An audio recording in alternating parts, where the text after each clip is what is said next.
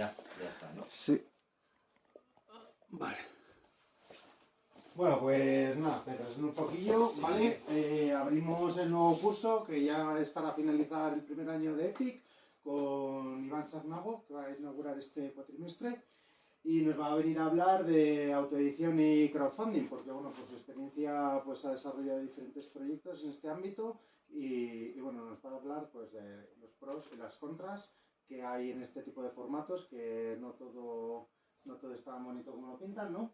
Y bueno, el próximo mes tendremos a Álvaro, un chico de Valladolid que lleva una cuenta de Instagram que se llama Sistema 161 y está realizando un estudio muy exhaustivo de las empresas de desocupación, y vamos a hablar sobre todo ese tema de las mafias que operan, muchas veces protegidas también por los cuerpos policiales, en sintonía con ellos, y todo lo que atañe al tema del derecho a la vivienda, ¿vale? Y luego Laura Arroyo en noviembre, feminismo interseccional y batalla cultural, una periodista de Canal Red, que tertuliana también en las mañanas de Televisión Española. Y en diciembre pues vamos a terminar con un recital de poesía con Selva Delgado, y que es una poetisa de aquí de Burgos, y que bueno, yo creo que lo mejor para terminar el año pues así con un poco de poesía que alegra un poco el alma también. Y nada, pues bienvenido, Iván. Gracias. Te escuchamos. Bueno, pues buenas tardes. Voy a comentaros mi experiencia, lógicamente. Lo más importante es hablar desde la experiencia, luego ya valorar un poco cada uno qué es lo que quiere hacer o lo que es ideal en cada momento y cada situación. Mi experiencia con la autoedición viene de que yo no soy un dibujante de cómics al uso que pueda entrar demasiado en el circuito habitual que hay en el país, porque sobre todo ya hace mucho que no hay circuito de cómic en el país en realidad. O sea, quiero decir, hay algunas editoriales que publican a autores, algunas autores jóvenes, otras, pero ya no hay una industria del cómic. Entonces se ha relegado todo a editoriales casi tan pequeñas como lo puedo ser yo mismo autoeditándome mis cómics. Pero también es verdad que luego llega un momento en que los problemas se acrecentan cuando tú realmente tienes ilusión por intentar llegar con tu obra al público. O sea, si al final creo que todos conocemos a alguien o hemos vivido una situación de autopublicar un librito que queríamos, qué tal, y al final te encuentra una editorial o encuentras una editorial que luego acaba por resultar no ser una editorial. Básicamente una imprenta a la que tú les pagas, te hacen los libros, te les entregan en mano y tú tienes que ir tienda por tienda, librería por librería, bar por bar, con ellos debajo del brazo, y al final te das cuenta de que no has conseguido absolutamente nada. Es casi como si lo hicieras, se lo presentaras a tu familia y les entregaras los libros y ya está. Entonces, claro, depende de la intención que uno tenga o la proyección que quiera darle a su producto, a su obra, a su disco, a su libro, a su cómic. Hay que buscar un poquito la manera de intentar llegar lo mejor posible a donde queremos. Es decir, no es un problema no querer llegar a todo el país. Puedes querer llegar aquí, zona de Castilla y León, llegar con tu librito, más o menos, poco a poco, en pequeños sitios reducidos donde haces tu presentación y tus firmas, y llegar muy de tú a tú a la gente. No es ningún problema. Ahora, si necesitas o quieres vivir de ello, ya es otro cantar. A mí me pasó que... Vamos a ir pasando, vete dándole. Eso es. Bueno, parte de mi reflejo, de mis cómics, tiene mucho que ver conmigo. Vengo, digamos, del escritor que escribe sobre su vida y al final acaba plasmándola, del cineasta que habla sobre su vida y acaba plasmándola, aunque puedas irte hacia ficción o hacia, en mi caso, tira cómica, que es algo aparentemente muy humor, muy sencillo, muy tal, pero es donde realmente más se suele reflejar la vida de uno mismo, o donde por lo menos algunos creadores más utilizamos nuestra propia experiencia para hacer reír o para contar nuestros traumas. Eso también. Entonces, ¿dale? Bueno, para presentarme un poquito, os cuento por qué me dedico al cómic, de dónde salí yo para acabar haciendo cómics y no otra cosa. Lo primero, yo tenía una especie de problema con los estudios que era muy extraño, porque había asignaturas en las que era un coco, era genial, era de sobresalientes, y muchas otras en las que era un inútil. Esto dicho por los profesores, es decir, o sea, o eras un fracaso escolar absoluto, o qué bueno es este niño, métanle a estudiar no sé qué. Y mi madre, incluso siendo logopeda y profesora, y mi padre también profesor y tal, no sé, no era una época en la que esto estuviera muy claro. Hoy parece que, aunque se abusa un poco del término, todo esto va por el tema este de altas capacidades. ¿Qué significa eso? Lo que antes decíamos que era superdotado, no exactamente, porque realmente lo que provoca es que según qué inquietud creativa o intelectual tenemos, hay veces, hay perfiles como el mío que lo que te gusta, lo quieres aprender a toda costa. Pues yo me cogía libros en las bibliotecas para aprender sobre cine, cosas muy locas, y luego en clase a lo mejor me gustaba la lengua, me gustaba la historia, e incluso si había un buen profe y caía en gracia, pues a lo mejor las ciencias también me podían llegar a gustar. Pero matemáticas, números, física o tal, para mí era un horror. Era Entonces, poco a poco me concentraba en clase dibujando, que era como un sacrilegio entonces. Si no te llevabas una hostia, poco faltaba. Pero poco a poco sí que recuerdo que, por lo menos cuando ya estábamos en el instituto y tal, yo seguía con esto. O sea, cogía mi libretita, dibujaba en mi libretita, aunque estuviera, digamos, a la clase. Y así empecé a probar latín, a llevarme muy bien con algunos profes de historia. Y estos decían, joder, este tío es muy bueno. Este tío es muy bueno. Y los otros decían, que va, este tío no va a pasar de primero de BUP. O sea, este era súper cool, vamos. Bueno, total. Al final lo de hacer cómics era mi escape, mi vía de escape, tanto para concentrarme a veces incluso en lo que estaba llegándome del exterior. No era capaz de concentrarme delante de un libro leyéndolo por muchas veces que lo leyera, porque yo lo que tenía era que entender lo que me estaba llegando. Cuando un buen profe te contaba la historia y empiezas a imaginarte casi como una película, iba al examen sin haber estudiado y lo aprobaba. Cuando alguien te lo quería meter así entre ceja y ceja, y esto es así porque sí, yo ahí no podía. O sea, siempre. Y sigo teniendo alumnos en mi academia que repiten mi perfil. Todos los que dibujan muy bien, prácticamente repiten ese perfil. Luego era bastante hiperactivo. No al uso de lo que vemos en un niño súper, que está por rato subiéndose a las mesas, sino más bien con eso, la cabeza quería hacer muchas actividades a la vez. Quería aprender esto y quería aprender fotografía y quería aprender cine y así estaba todo el día. Entonces también cuando dibujaba, relajaba. Digamos que sin saberlo hacía meditación. Y luego las otras inquietudes, aunque en una época estuvieron a mi alcance, teatro y demás. Hola, buenas. Hola. Al final, uno solo, yo era hijo único, uno solo, si tiene inquietud por contar historias, pues hombre, si tienes unos padres con mucho dinero y tienen un pequeño equipo, que tuvieras una cámara de VHS o tal, algo podías hacer. Pero no era lo mismo que hacer un cómic. Un cómic no necesita presupuesto. Puedes contar una historia de romanos, puedes contar lo que quieras. Y al final, digamos que aunque mi inquietud siempre ha sido contar historias, y de hecho ahora escribo, hago otras cosas, hago también podcast en YouTube y me lo paso muy bien haciendo otro tipo de cosas y comunicándome con la gente, o sea, comunicando. En esa época el resumen mental era, bueno, pues si no tengo otra cosa, un lápiz y un papel, esto es lo más barato del mundo y puedo contar lo que quiera. Y entonces empecé a ceñirme al cómic, pero fue muy, muy circunstancial. O sea, siempre he querido contar historias y bueno, ahí. Entonces, bueno, pasan los años y por fin me dedico profesionalmente con una especie de reto personal. Dejo parte del trabajo que tenía en agencias de publicidad y demás, me reservo un ratito al día a hacer una tira cómica. Eran los primeros años de internet, cuando lo que mejor funcionaba era la página web y el blog. No había redes sociales todavía, por lo menos cuando empecé, o estaban un poquito en ello. Y entonces yo monté un blog y cada día subía una tira cómica sin fallar, me dedicaba el tiempo que hiciera falta y cada día subía y subía y subía y subía.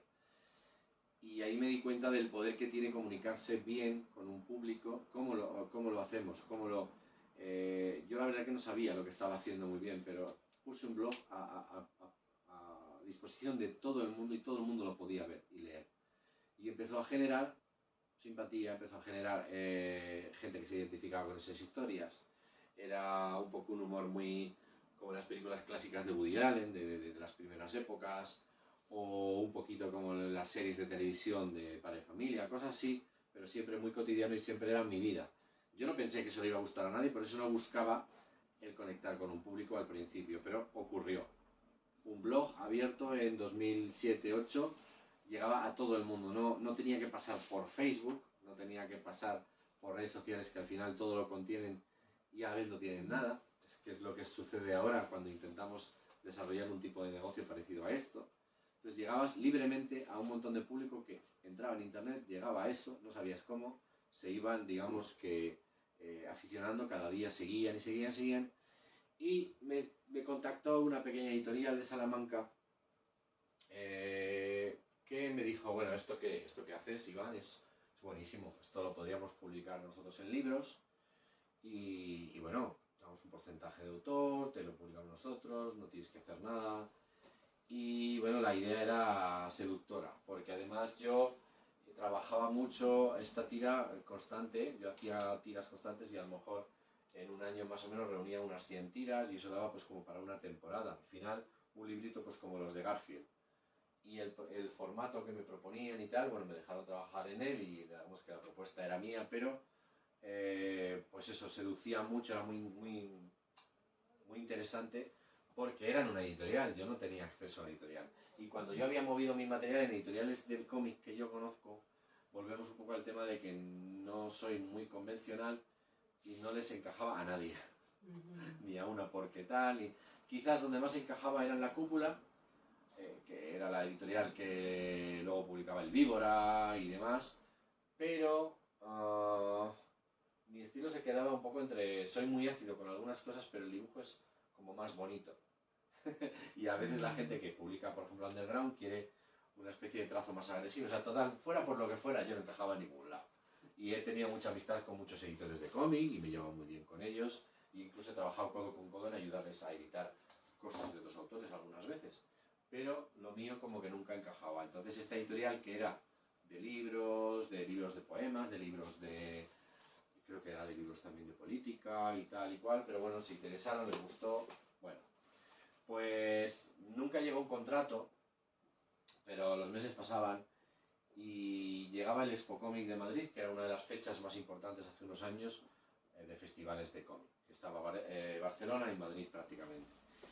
Y yo les propongo acelerar un poco el trabajo, a ver, que por lo menos me lo prepare, qué tal. Yo, bueno, le hice toda la maquetación, o sea, me lo comí todo yo, pero yo lo entrego y digo, bueno, pues que me lleguen los libros y con unos compañeros que hacían sus cómics cada uno, digamos que cada uno autoeditor de sus historias, cogemos un stand grande en Madrid y el mismo día que llego al stand no sabía si estaban los libros o no. Llegan en ese momento, el viernes por la tarde, antes de empezar todo el follón, llega una caja con 300 libros. Normalmente hoy distribuyes 300 libros con distribuidora generalista y si vendes 200 estás contento.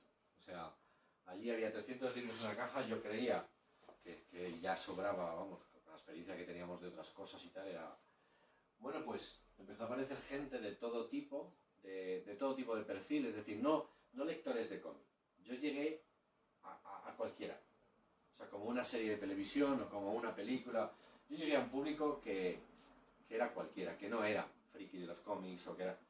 Y empezaron a venir, a pasarse por allí, a vender. Yo había pactado con la editorial que yo, ya que conocía el mundillo, me encargaba de coger el stand, pues pagaba mi stand, no sé qué, y luego ya, cuando hiciéramos un poco las ventas de ese fin de semana, pues hacíamos cuentas y ellos se quedaban una parte, lógicamente, y yo me quedaba otra porque ya que era el autor y encima estaba casi financiándome la estancia allí.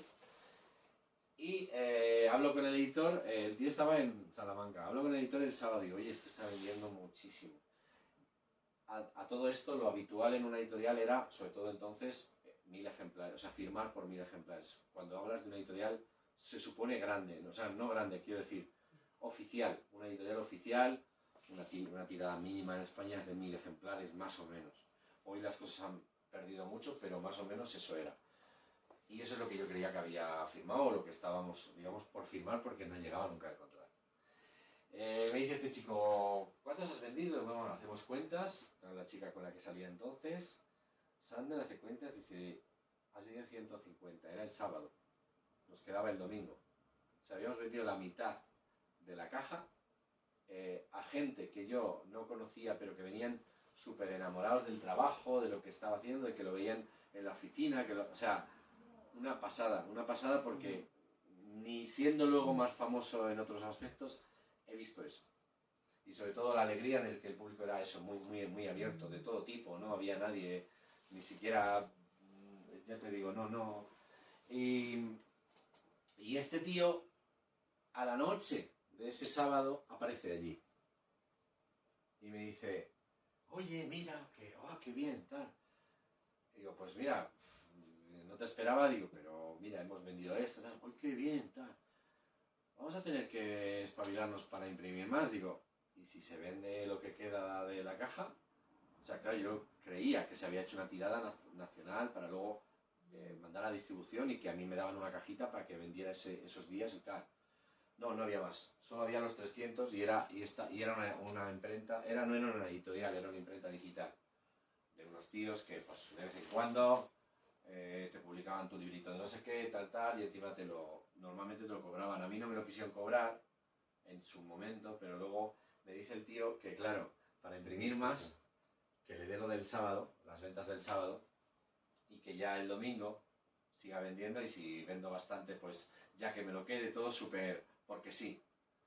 Y ya me empecé a poner nervioso y a decir, guau, estoy metido en un berenjenal que me he ilusionado, que me he ido de cabeza, es decir, que al final también me siento culpable de ello, pero me he ido de cabeza a algo que podía haber hecho yo solo, tranquilamente, haber visto pues qué tengo que, no sé cuánto tengo que invertir, cómo lo hago tal, pero por lo menos lo podría haber manejado yo solo.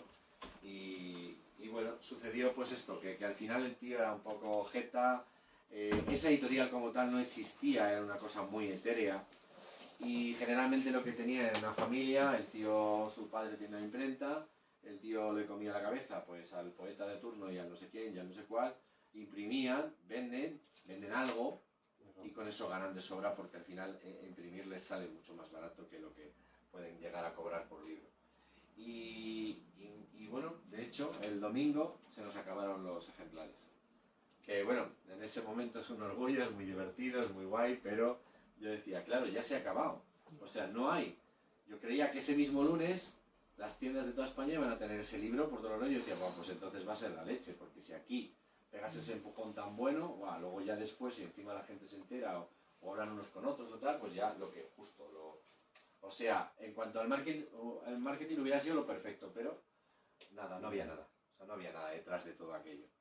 Me cabré, le insistí durante unos meses que venga, que vamos a imprimir más. Yo tenía el volumen 2 ya preparado para maquetar y que siguieran. O sea, habíamos hablado de que cada 3 meses o 4 se podía imprimir un libro y que encima la gente que fuera, digamos, como pillándolo, coleccionaría, que eso también al final es, más que para el autor, es súper positivo para una editorial. Porque crea una colección y una colección siempre acaba tirando.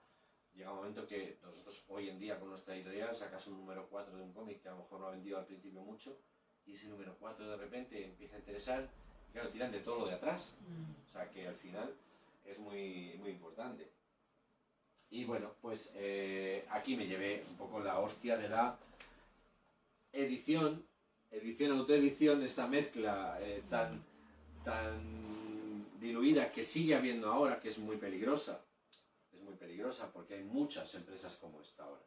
Si entonces había, ahora es lo más habitual esto de publica con nosotros. El Círculo Rojo, todas estas editoriales, es publica con nosotros, mándanoslo a imprimir, paga tú el trabajo.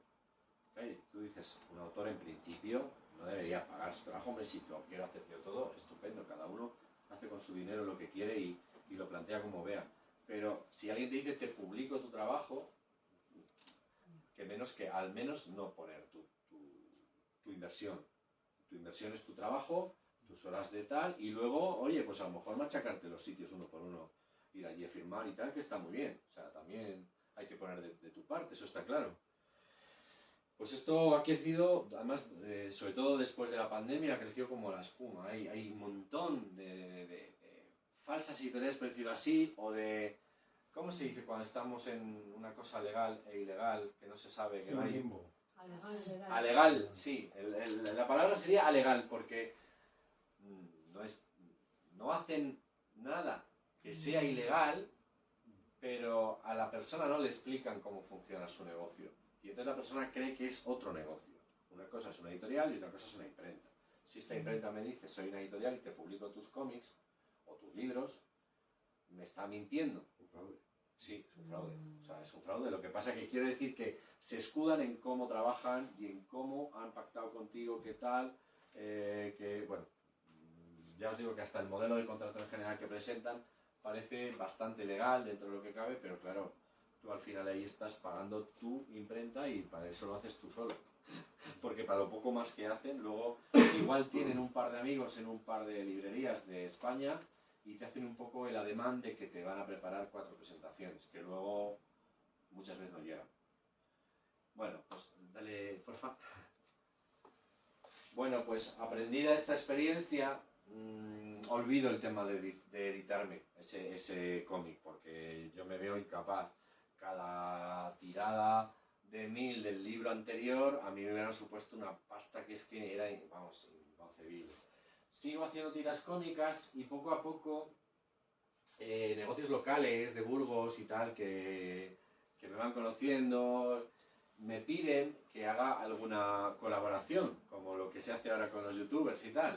Oye, pues te pago tanto si los domingos me publicas una tira de mi negocio y tal. Y empecé a encontrar un negocio muy chulo, que tampoco se fue una locura, pero me apoyaba un poco para seguir. Y entre eso, ver esa reacción de que había ya mucho público, mucha gente que seguía las tiras, y esto un poco de gente que confiaba incluso en ponerte algo de dinero pues para ayudarte y para que anunciaras su negocio o tal, surge la palabra crowdfunding, que entonces estamos hablando de entre 2011, 12 ya después, pero todavía era como una cosa muy desconocida. Sí que lo conocéis como tal, crowdfunding. Sí que lo conocéis. Bueno, básicamente es que la gente en la que tú has generado, digamos, un fandom o unos seguidores, sean los que te apoyen económicamente a publicar tu trabajo.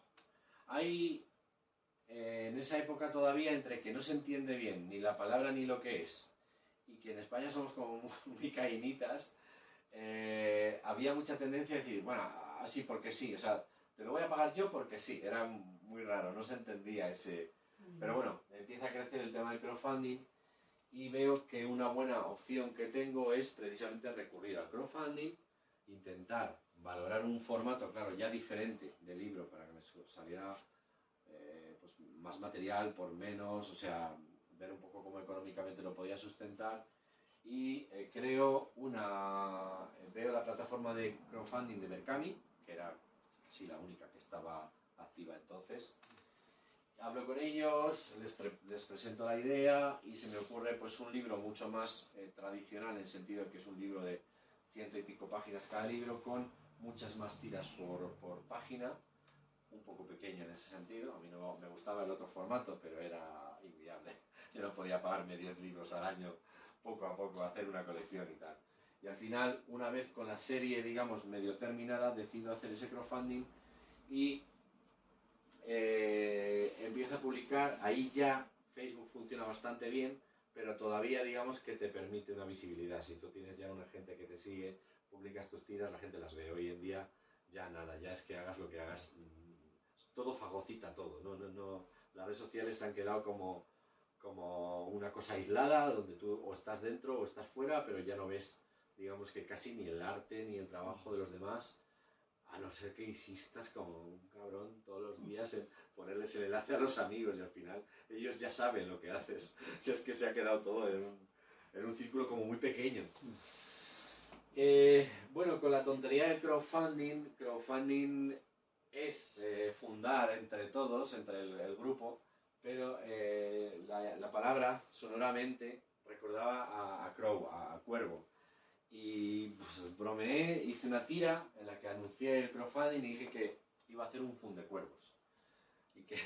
¿Y eso qué es? Como nadie sabía lo que era en sí, pues lo primero que hice fue hacer una tira de humor en la que explicaba que se trataba de fundir cuervos para poder publicar mi cómic. Empezó a hacer gracia, gustó la forma de la campaña y entonces todos los días hacía otra tira más, la publicaba en las redes sociales para llevar a la gente al crowdfunding, a que pusieran dinero al crowdfunding. Ya había, claro, un público que yo había notado que había un público muy amplio de este cómic.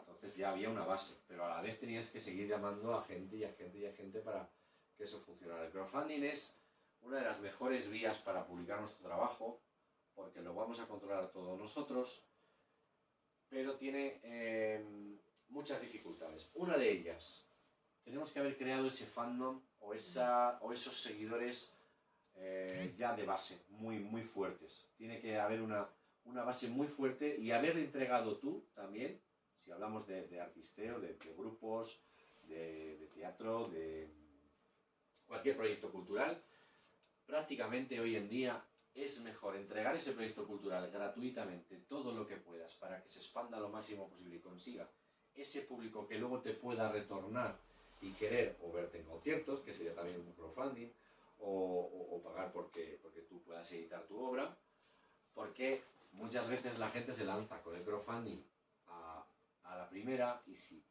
lo que estás intentando promocionar ni se conoce, nadie va a apoyar un crowdfunding de un libro que nadie ha podido leer. Eso es lo primero. Entonces, el crowdfunding es muy buena herramienta, pero hay que saber usarla muy, muy, muy bien. Y es mucho más recomendable para luego autoeditarse pasar por el crowdfunding porque ya vas a reunir también una cantidad de dinero que tú ya no vas a tener que poner de otro lado y que te la estás jugando y encima es como una preventa. En realidad prácticamente es una preventa, entonces tú ya estás jugando mucho más sobre seguro.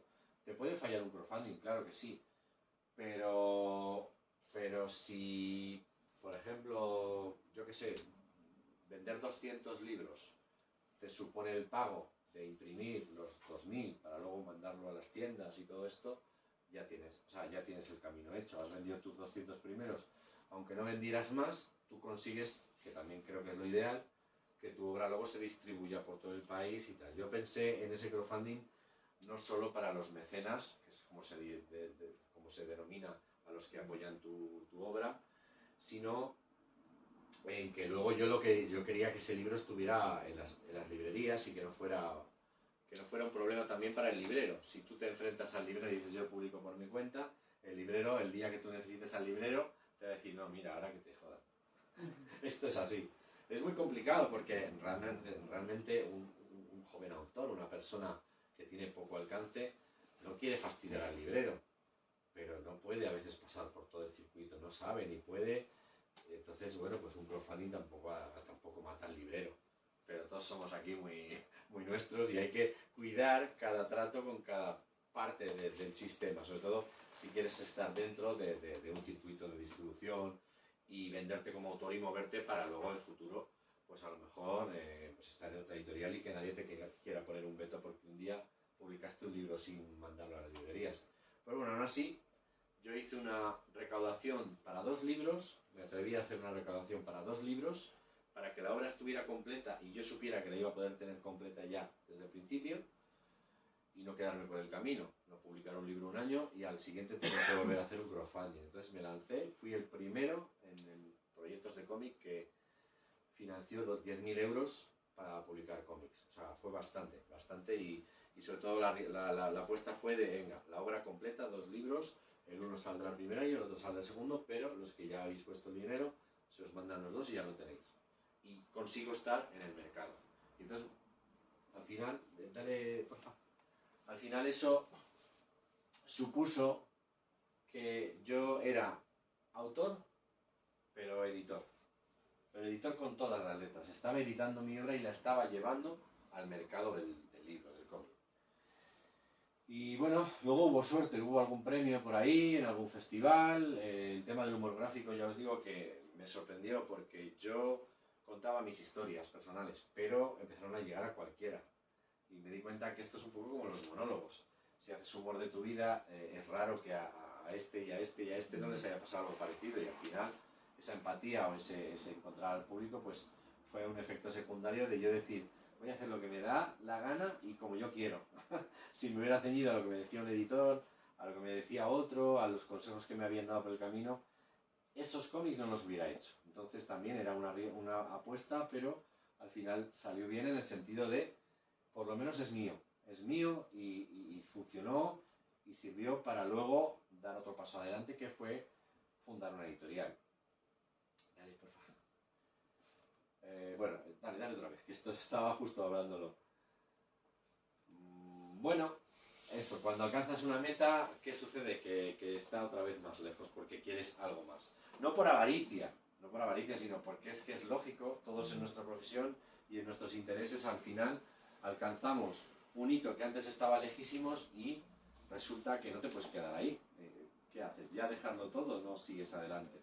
Una de las cosas interesantes que me trajo poder autoeditarme estos libros que funcionaran y además que se estuvieran vendiendo en todo el mercado, es decir, que yo no fuera un independiente tan independiente, sino que estaba ahí, me llevó a empezar a contactar con otra gente, otros editores, otros autores o jóvenes autores que querían publicar y pedían mi consejo para que yo les llevara un poco por este camino que yo había emprendido.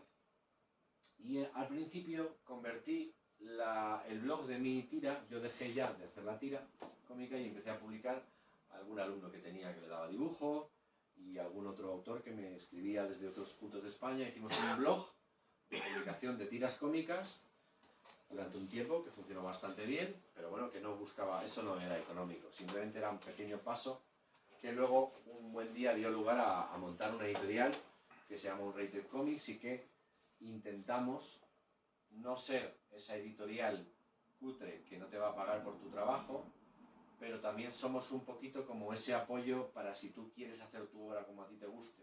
No interferimos en ello, te ayudamos a que sea lo mejor posible para que puedas lanzarlo como tú quieres y no interferimos ni en ideas ni nada, tú entregas el trabajo hecho, nosotros intentamos que llegue distribuido con una buena distribuidora a todo el país. Entonces somos una editorial pequeñita, ya casi mediana, que va trabajando poco a poco y que sobre todo el espíritu sigue siendo el que yo tenía. Es decir, que un joven autor pueda hacer lo que él quiere, venderlo como él quiera, pero que no se tenga que preocupar de mover todo ese trabajo y de ir con 4 libros debajo del brazo de un sitio a otro a ver si se los compra. Y bueno, esa fue un poquito la historia de mis autoediciones y a la vez jugueteos con el mercado editorial.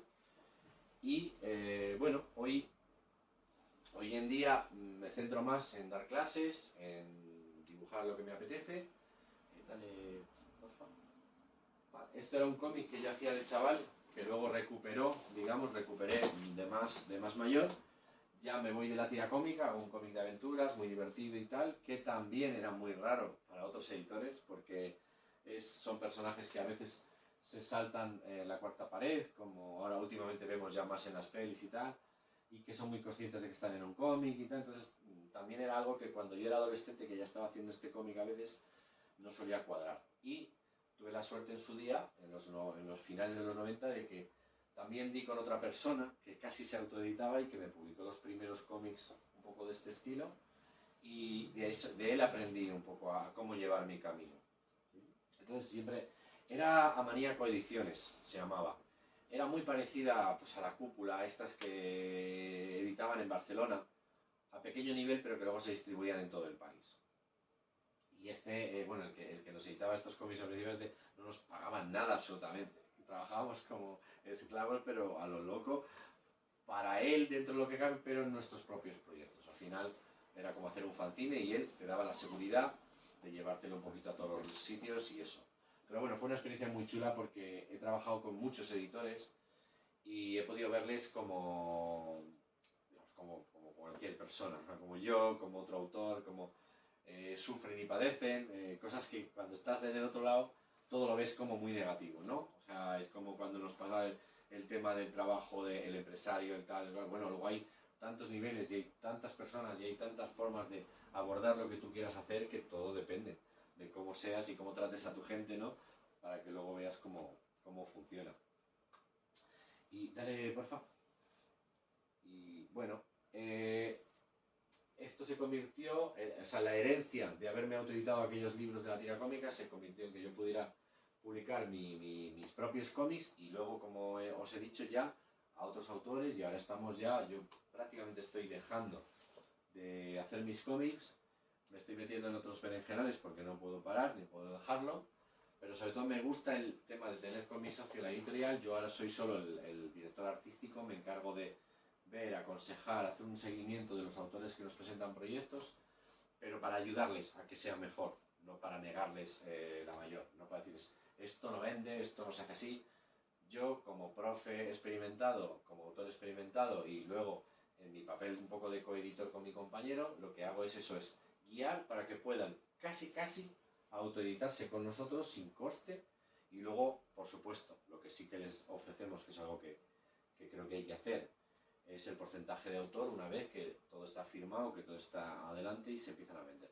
Vendemos grapa, entonces es muy poquito retorno, tanto para la editorial como para el autor, pero la grapa mensual o regular permite a la contra que los grandes libros tipo novela gráfica y tal, permite que estemos más tiempo en las tiendas, el propio autor esté más tiempo en las tiendas, que el público ajeno al cómic llega un día a una tienda, ve una grapa, se anima y se compra una, cosa que cuando es un tochazo así retractilado, o te lo han recomendado o es un riesgo, te la juegas. Fulanito de no sé qué, aquí en España, publica un librazo de la hostia que es enorme, está muy bien, pero eso no es mercado, eso es ya elitismo puro. El cómic actualmente en España prácticamente se publica como algo de lujo para los que ya tenemos las edades que tenemos. Que tiene su sentido por de dónde venimos, pero hemos olvidado que hay gente detrás y que podrían seguir llegando. En Italia, en Francia, en Estados Unidos, en Japón, no se va el cómic a la mierda, y aquí sí. De hecho, una vez muerto Ibáñez, da la sensación de que ya está, se acabó. El tebeo, lo que era nuestro tebeo, como industria y tal, se murió. Con Bruguera, con Ibáñez, ya está, o sea, ya no hay más. Y hemos perdido a la contra que otros países, italianos con los fumetti, que tienen sus formatos de publicación de cómics y tal.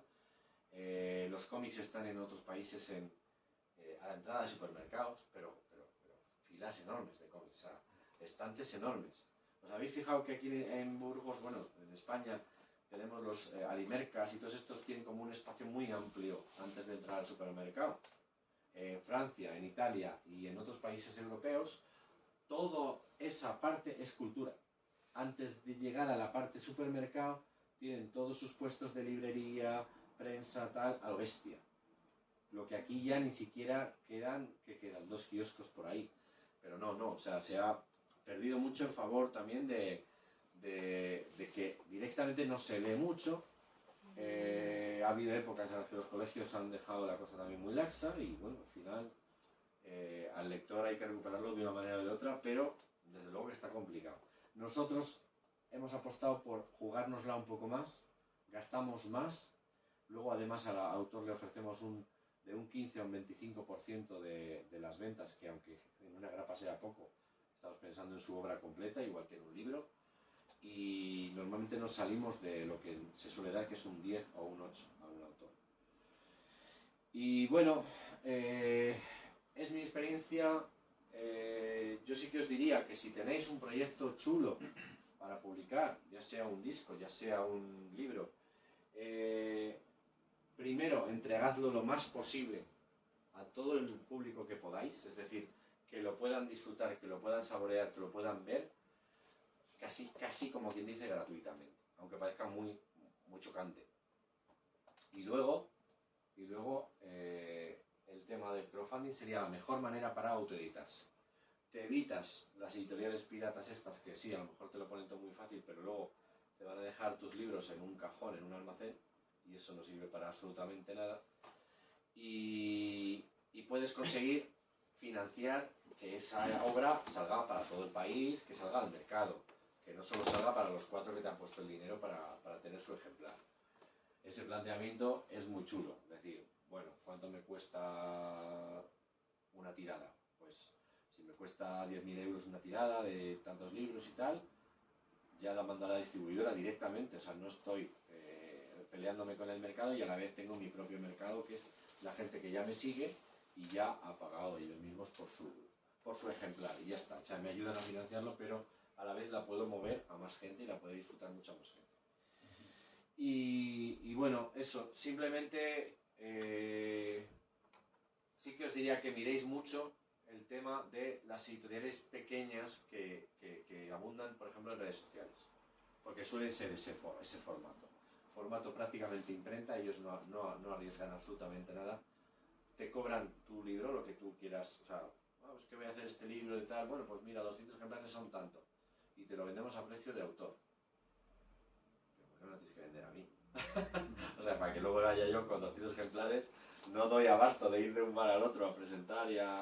Bueno, no sé, es muy arriesgado. Hay demasiado, además, de todo esto y muy mezclado, porque el artista siempre quiere ese reconocimiento, siempre quiere publicar a toda costa. Y es muy tentador que te digan, yo te lo publico o yo te ayudo y venga, y ya está, y ya vas a tener tu libro físico aquí. A todos nos tienta, o sea, a todos los artistas nos tienta, es como... Pero claro, ¿a qué coste? Al final no vas a conseguir nada, si no vas a tener más que 100 ejemplares, vas a tener que comprar, cada vez que vendes, les compras a esa empresa, que ahí está el truco, más ejemplares para poder seguir vendiéndolos. Ellos ganan seguro porque ellos les estás pagando a la imprenta y trabajan así con 3.000 personas o 10.000, las que sean, pero no son editoriales. Hay que buscar editoriales y aunque te cueste, hay que buscar una buena editorial. Ese editor no será el editor como el impresor y ese te dirá, oye, esto, mira, tal, esto hay que pasarle un corrector, no está bien escrito, tal, hay que dejarse aconsejar por un buen editor y si quiere publicar la obra te va a ofrecer un contrato, sea el que sea mejor o peor.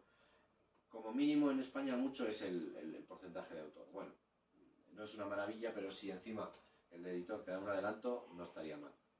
Si te da un adelanto por lo que cree que va a vender, pues bueno, ya estaría. Y sobre todo que las tiradas estén claras, que te diga, vamos a imprimir 1.000 ejemplares, o aunque sean 500, pero que te lo diga, que no sea mentira, que no te dé 100 y diga, no, si no hay más. O sea, o luego esos que prometen presentaciones donde pagan a la gente. O sea, tienen extras, tienen figurantes. Espero que no esté dándose el caso aquí. Tienen figurantes que van a las 4 librerías que ellos tienen pactadas para que el autor cuando llega con sus librillos, ¡ay, qué guay, jo! Pues ha venido gente, pues tal. ¿Y cuántos has vendido? Uno. Ah, es que ahí pasa algo. pero sí, es una especie de sistema, pues como decías tú, prácticamente una estafa. Se queda ahí flotando. Y bueno, luego hay quien es muy feliz con haber editado su librito, que lo vean sus amigos y tal, que está muy bien. Todos, yo tengo hasta obras mías a ese nivel, o sea, vale, esto lo he hecho porque me apetecía y ya está. Pero luego si quieres estar de verdad, si quieres ser autor, si quieres ser músico, tienes que estar a un nivel reconocido y tienes que poder llegar a la gente. No llegar es absurdo, o sea, es un esfuerzo en vano. Y bueno, esto es un poco esta mezcla de daros estos consejos y a la vez, pues bueno, sobre todo os he explicado cuál ha sido mi experiencia. Todos tenemos otra experiencia diferente y a la vez todos tenemos también un poco el peligro de querernos dejar llevar porque algo es muy fácil y al final se nos vuelve mucho más difícil. O sea, y te puede complicar la vida porque luego hay editoriales que no quieren autores que ya han visto pasar por esas, digamos que claro, si yo me autoedito todo el rato y luego te llevo el manuscrito, tú tienes aquí 5 libros, pero porque te los has pagado tú, como sé que eres bueno, yo qué sé, ¿sabes? Al final el recelo y tal, pues lo vas también a provocar. O lo que decíamos de los libreros.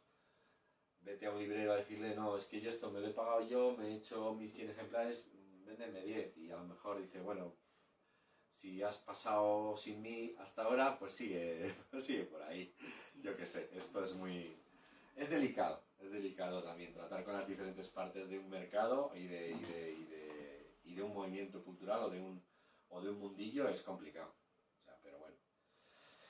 Y bueno, pues esto es. Después, el poder hacer lo que me ha dado la gana me ha llevado a poder hacer una cosa tan loca como este cómic del Cid, del que, bueno, pues un día hablaremos a fondo, porque no es el Cid tradicional y es eso, es fruto de tener mi editorial propia y es un poquito eso como autoeditarme algo que en un momento dado me apeteció hacer y que, bueno, van a ser 4 números en grapa.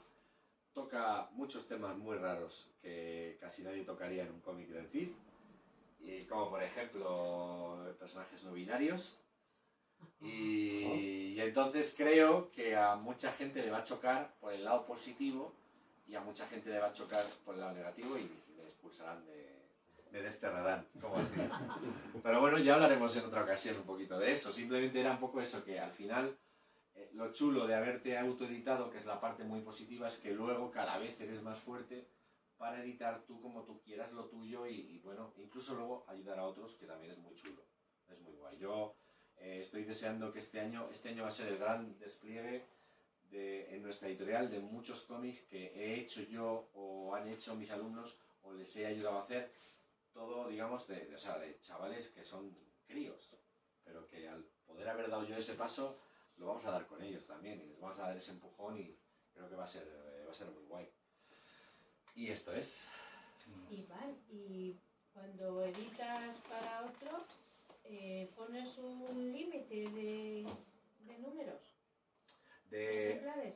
Sí, se trabaja con imprenta. O sea, tú hablas con la imprenta y dices, bueno, tengo este presupuesto. Pues la imprenta a lo mejor dice, mira, vas estudiando cómo funciona y lo que antes os digo que antes una tirada de 1000 era lo habitual, se ha reducido tanto, está el mercado tan pocho que 500 ejemplares no está nada mal para luego mandarlos a distribuir, que lleguen un poquito a todas las tiendas de cómics, por ejemplo, y eso ya lo tienes que hablar con el autor y decírselo.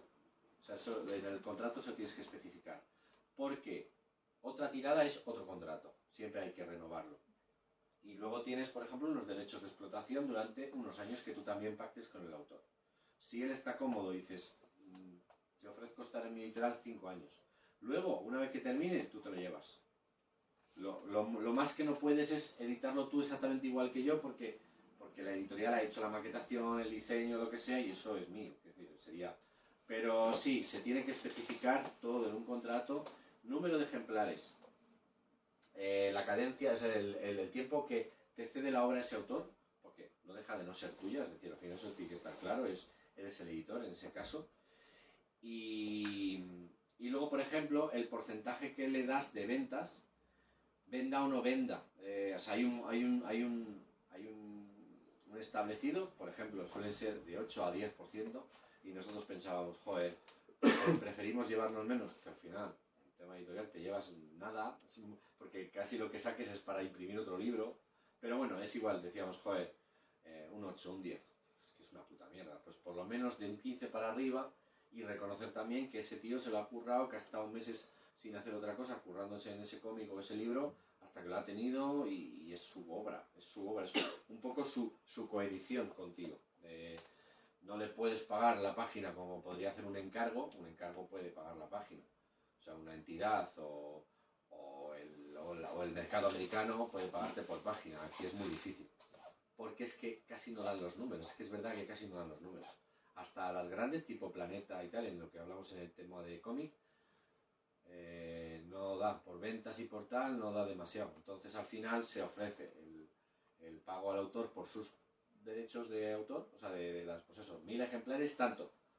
Y luego se negocia si quiere el adelanto o lo quiere cada año, cada cierto tiempo, o bueno, eso ya. Nosotros intentamos ofrecer, yo qué sé, pues por lo menos casi 500 euros, que no es mucho, porque de una grapa, pero casi es la tirada lo que él se iba a llevar.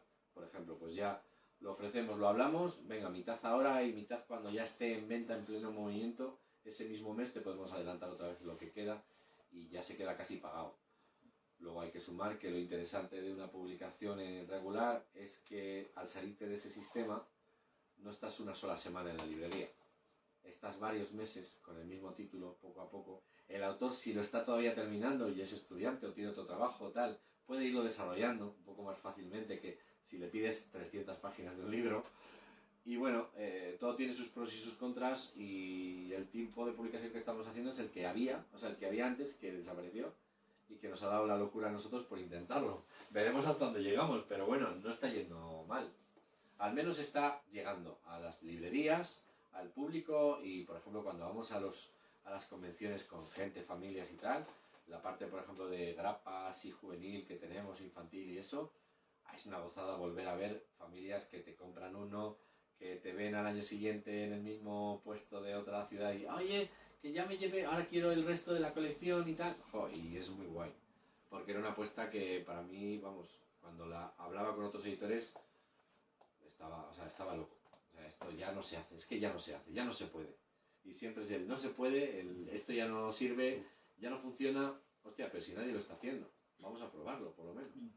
Y bueno, no nos está volviendo locos, pero está funcionando muy bien, sobre todo para recuperar cierto público. Y por ejemplo, estamos pudiendo publicar con la cantidad de libros que publicamos, de títulos que publicamos, estamos pudiendo dedicarnos a producir, ya sí pagando, por ejemplo a mis alumnos y tal, de la escuela, los que ya han salido, que son mayores y eso, ya les estamos pagando por página para hacer, por ejemplo, un cómic infantil.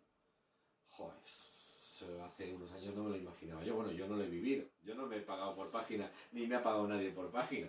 Pero mira, ya hemos podido dar un pequeño paso, y ciertas cosas que van a salir este año están pagadas como una producción, digamos, oficial, como se debe, como se debe. Pero claro, es un tipo de libro ya más, con más páginas, que sabemos que tiene unas ventas, que hemos probado todo el mercado y hemos estado a pie de calle hasta que hemos visto que el cómic para niños sigue funcionando, y los padres lo necesitan también tener y comprar y tal, y bueno. Y hay muchos lectores por ahí, pero están como muy alejados sobre todo del cómic. Como se hizo esto de la tienda especializada, se cerró el mercado en guetos, y ahora hay que volver a abrirlo, hay que poner los cómics en todos los lados.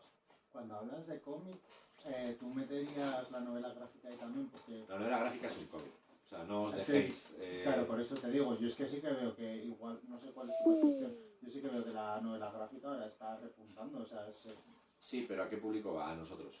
Ya, bueno. Quiero decir, es que lo que es el mercado necesita tener mercado de cómic corriente, de aventuras, gamberro, para niños, o sea, y después podemos hablar de novela gráfica. Pero si no, va a llegar a nosotros y va a llegar un día que ya está. ¿Qué es lo que está pasando?